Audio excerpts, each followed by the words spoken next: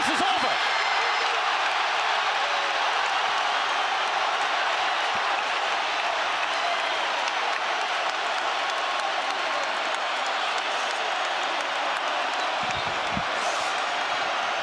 There's your test. There's your answer. Anthony Joshua, the heavyweight champion of the world.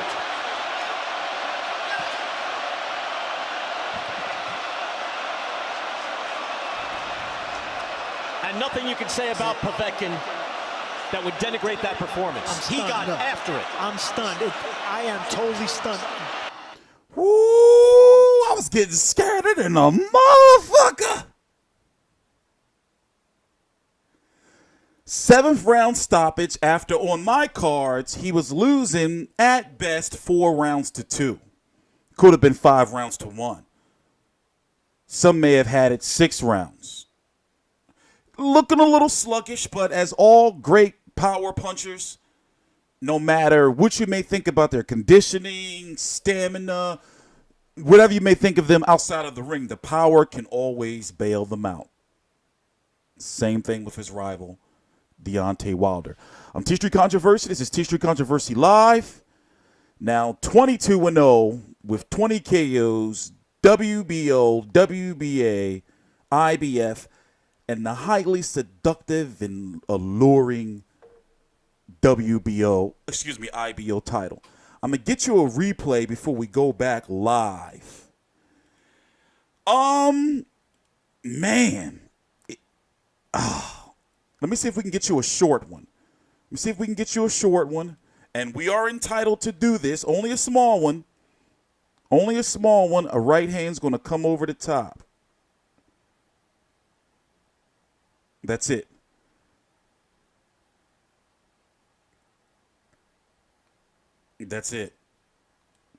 Now,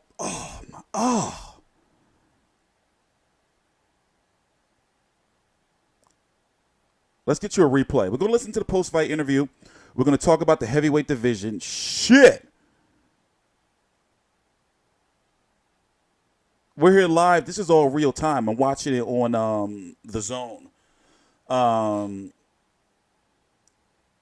card was whack up until this highly tension-filled arena. Can you imagine? I'm sorry. I like Tyson Fury. I really do. Huge fan of Tyson Fury. But I want to see the power. I want to see one of these guys whose power shot's going to get through. Somebody's going to get knocked the fuck out when it comes to Joshua versus Wilder. Look at this. But that's not even the big one. Poor guy. And then he gets, damn. First time he's been knocked out, by the way.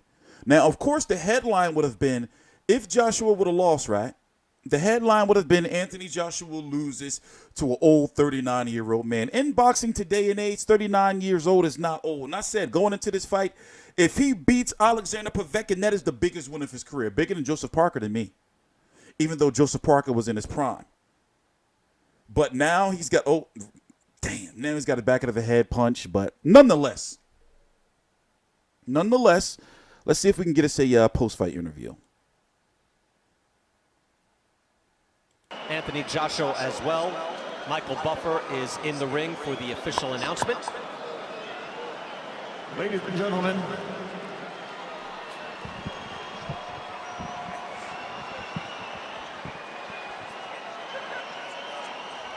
Povetkin was fighting a beautiful fight.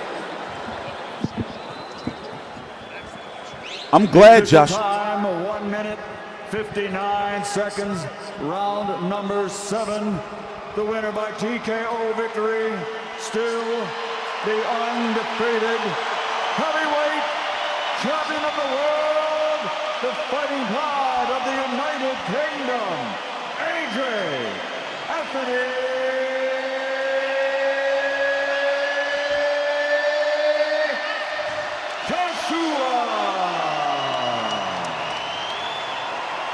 For anyone that might might say that didn't see the fight or later, anybody that's commenting?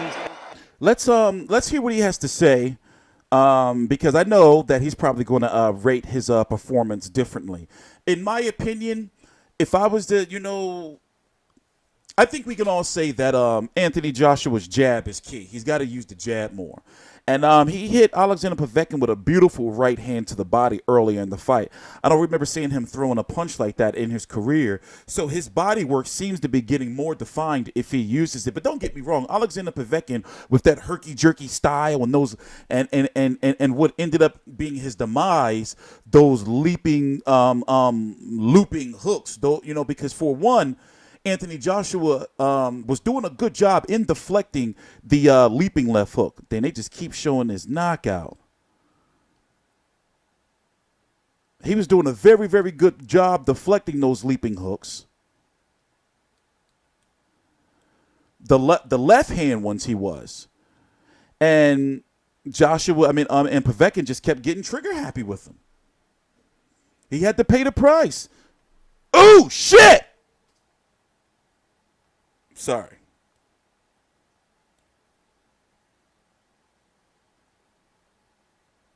I rewound it back too far. I want y'all to see this.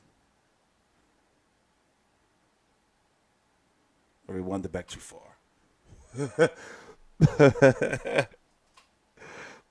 I'm sorry. I'm gonna show you. I'm gonna show you. But now, man, we gotta make the. Let's talk about what's possibly next while we're waiting for the post-fight interview. Do you want Dillian Whyte? April the 13th in Wembley, it's already booked. Dillian Whyte is going to be taking on, supposed to be, they're really working on Dillian Whyte versus Derek Chisora 2 for the O2 Arena in December the 22nd in Wembley. I think I missed the highlight I was going to show you guys. Let me rewind back. He cleaned him up real nice. But Dillian Whyte, having the experience of fighting him once, has, a better chance in the rematch, but also Anthony Joshua is so much better. And Anthony Joshua, even though this fight only went 7 rounds, is he better conditioned than Dillian Whyte? Dillian Whyte was having some issues in that 12th round against Joseph Parker. He do not want to be in that same trouble against Anthony Joshua, right? But I'm happy for them. I said it. I know on here on YouTube, people got to understand that what I do is different from, and I take pride in, I'm going to pridefully say that what I do is different from what my YouTube counterparts do in regards to, I cover the whole sport as a whole, all of the boxers. It's not even my full-time job. I'm kind of like retired in real life, but this, I love doing it. You got to see this punch. You got to see this punch. We got back to the replay. This one right here. Hold on. Not that one. Not that one. Hold on. Watch this. Oh, Christ! Oh, no! And he's trying. Those fucking nerve endings, they just wasn't firing off. Must be tough getting knocked out in front of 80,000 at Wembley. That's why David Price quit earlier in the night. Let's go to the, because he didn't want to get knocked out in front of, it was like 20,000 at Wembley at the time. Let's listen to his post-fight interview. Let's see what he says about Deontay Wilder. TstreeT Controversy. This is TstreeT Controversy Live. Please subscribe. On the fight, you stopped a man that's never been different determined. Okay. All eyes will be on that fight, and then you will look for the negotiations in this fight. But Joshua can say, look, I'm putting 80,000 in the stadium with or without you. I'm defending my 3 belts. You can defend your 1. I think everybody, though, wants to see it. I think Wilder wants to see it. And after this performance, I would think Joshua would say, you know what, it's time. Don't you think? I think you know who has the leverage now. Anthony Joshua. Oh, yeah. No question. But Wilder, to his credit, was accepting a lot of different terms, as Chris Mannix had mentioned earlier.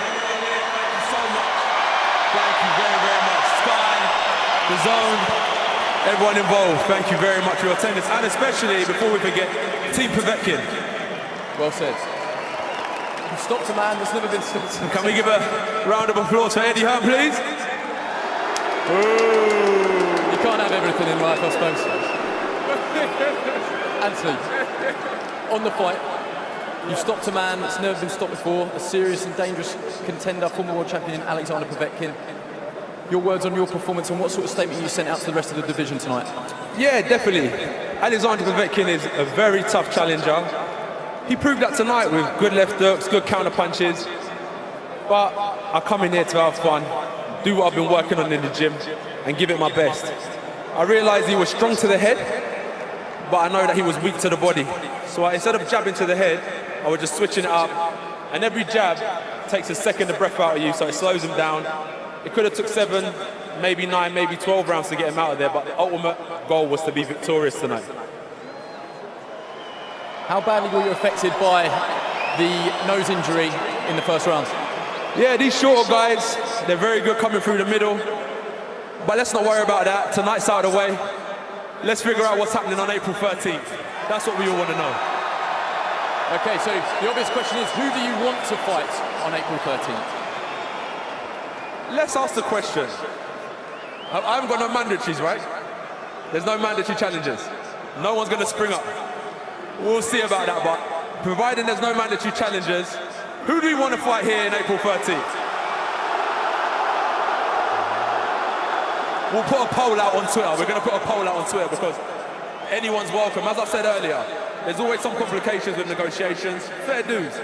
But the sport is about what the fans want. Sometimes we have to face our mandatories, which I did tonight. And now that's out of the way, we'll put a poll out to the audience and see what they want April 13th, because it's you guys who make this sport. A lot of people were hoping that it would have been Deontay Wilder in the ring tonight. Can you shed any light on why that fight didn't happen from your side? We both done a lot of talking. Look, I'm not in the blame game. It was him, it was me, tit for tat. We both done a lot of talking, and I'm here now. I had a good fight. I got my knockout streak back. I found my right hand. It went missing for a little while. I found it, and it's lining up for April 13th. You talked about pressure in the field, pressure that you put on yourself. Were you under pressure to put on that sort of performance tonight? My bad. Let me get some water. Yeah, there's a lot of pressure. There's no doubt about it. I'm not going to lie to you guys. The whole country's rooting for us all, man. Not only me, David Price, Lawrence Okoli, Luke Campbell. Who else is on the undercard? Yeah, the whole country's rooting for boxing. You know, I'm a heavyweight, I'm a world champion, so they get behind us.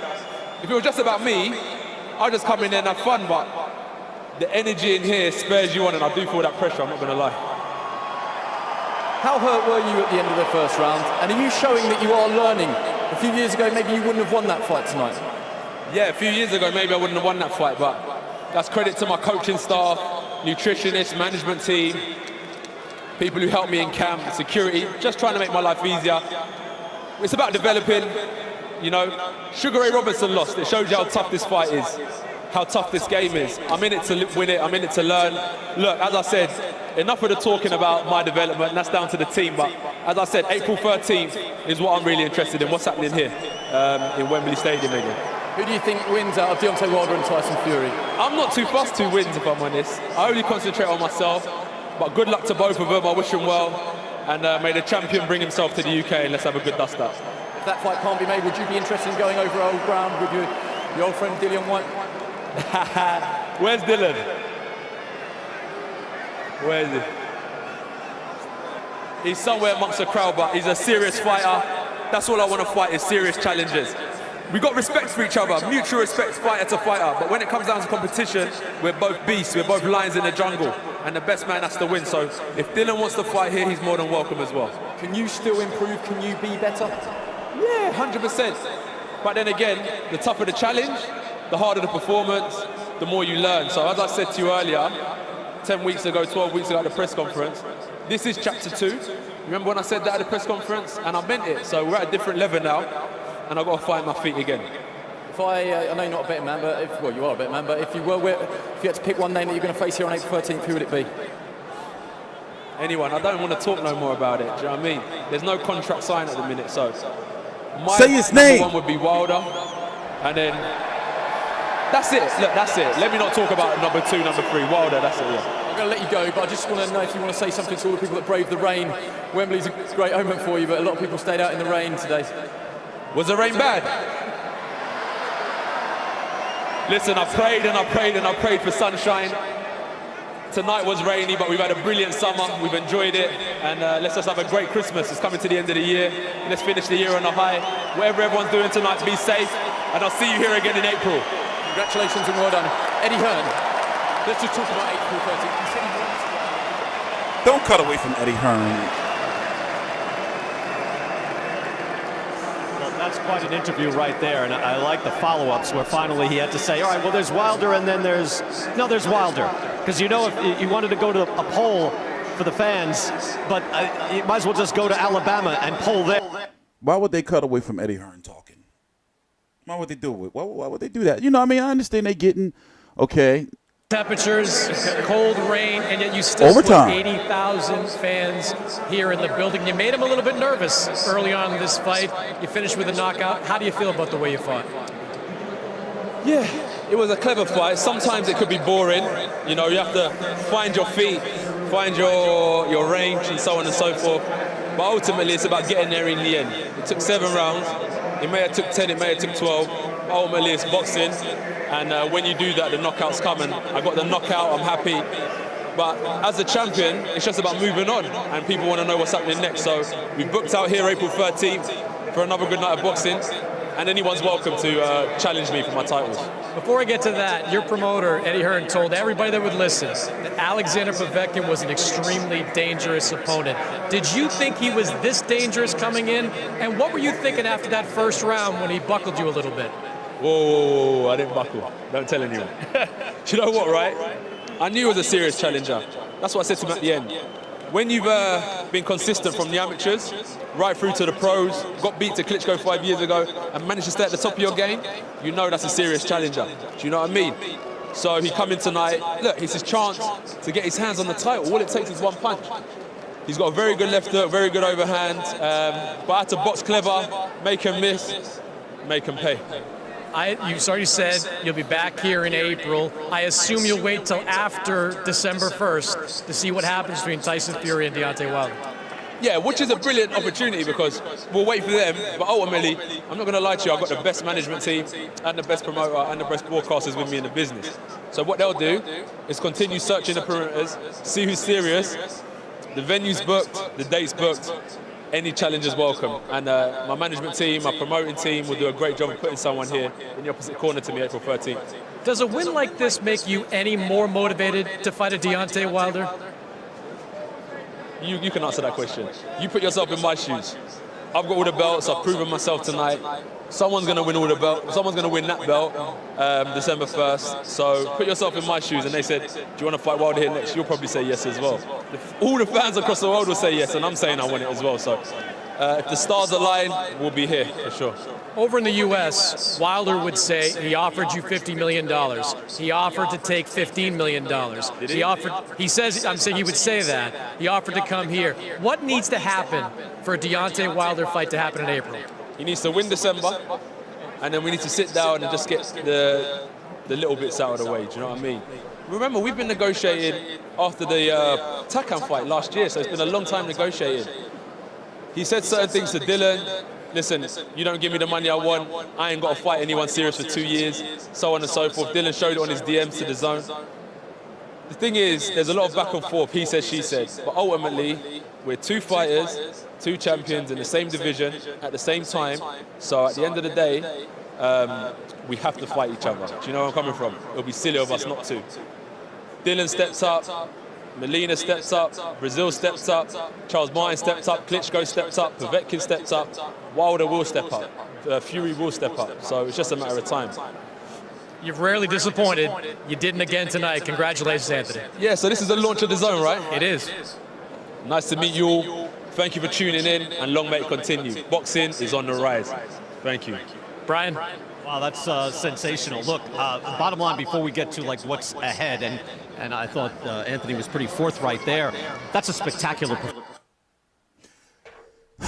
Like I said, it started off rocky, but he did what he was supposed to do. He didn't go to the cards. He got the knockout, as he was supposed to do. And he saved a horrible card in regards to entertainment value. It just wasn't anything there. So overall, the way I feel from versus before the interests of the fighters, I was sluggish and tired, thinking like, damn, motherfucker. I mean, Luke Campbell, cool. Luke Campbell, Lawrence O'Colly got the win. Sergey Kuzmin, because David Price didn't want to get knocked out in front of 20,000. But nonetheless, he did what he was supposed to do. Now, here's where things get interesting. On Monday, thanks to my man Chris over in the UK, is the Usyk versus Bellew press conference. Next week, October the 1st, is the Wilder versus Fury first press conference in London. Then in New York is going to be the second press conference. I'm going to be at that. And then my other colleague in LA is going to be at the third press conference up in LA. So we're going to be hearing a lot from them. And what I'm going to do is we're going to be doing a stream. We're going to watch the post-fight press conference. I'm sure a lot of people are probably going to be live by the time you're watching this video.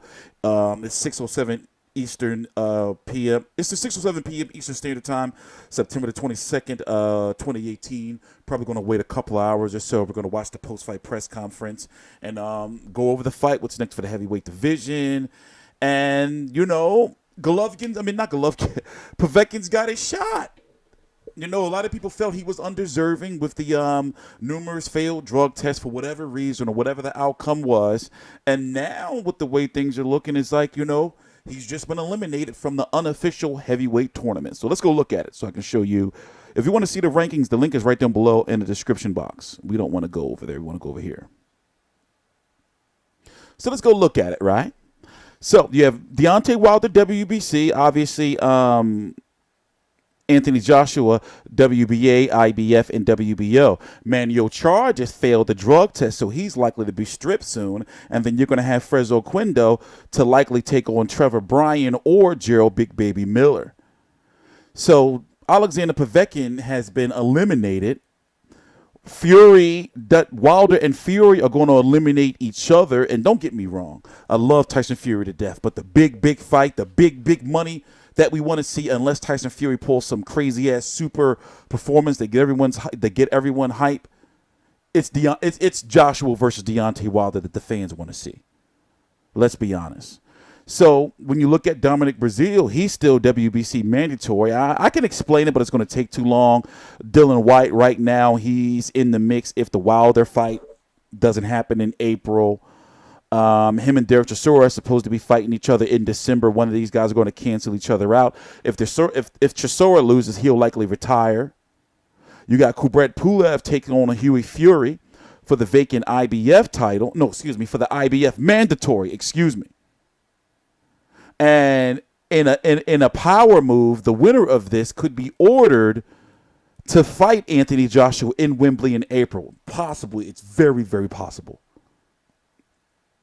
Then you have the WBO saying that they're going to order a mandatory within the next few weeks from now, or an eliminator for a mandatory. So things are going to get really, really interesting in regards to what's going to happen in April. But now we got to wait for Wilder versus Joshua. Wilder versus Fury. I'm TstreeT Controversy. This is TstreeT Controversy Live. Please subscribe.